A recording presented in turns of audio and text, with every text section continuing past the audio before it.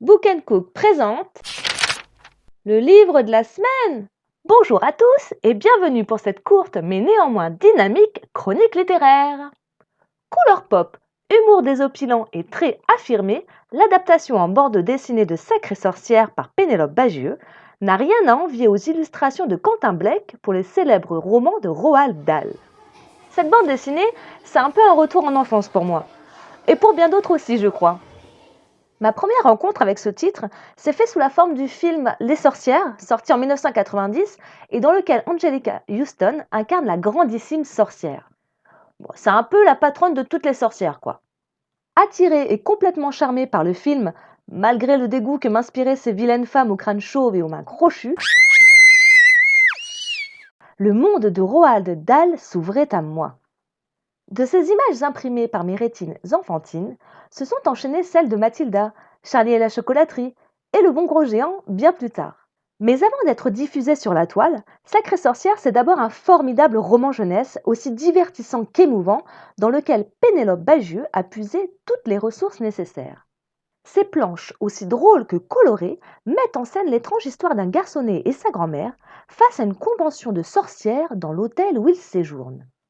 Bien que récemment au fait de leur existence par sa mamie qui a eu le malheur d'en rencontrer une elle-même, avec pour preuve une phalange manquante, le jeune garçon ne s'attendait certainement pas à se retrouver piégé dans une salle remplie de ces sorcières, qui plus est en présence de la grandissime. Caché derrière un paravent en compagnie de ses deux souris domestiquées, le garçon effrayé assiste à l'effeuillage de ces dames qui consiste à retirer perruques, gants et chaussures, révélant ainsi leur laideur, perçant le secret de leur identité.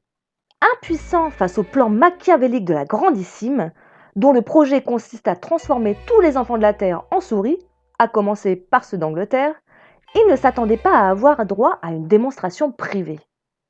Attirée préalablement par la sorcière en chef, une fillette en quête de chocolat fait son entrée pour être rapidement changée en souris, bien sûr. Recette de la formule notée, les sorcières sur le point de sortir sentent une odeur désagréable. Et qui dit odeur de caca dit gosse dans le coin. Sur le point d'être trouvé, le garçon arrivera-t-il à sortir en un seul morceau?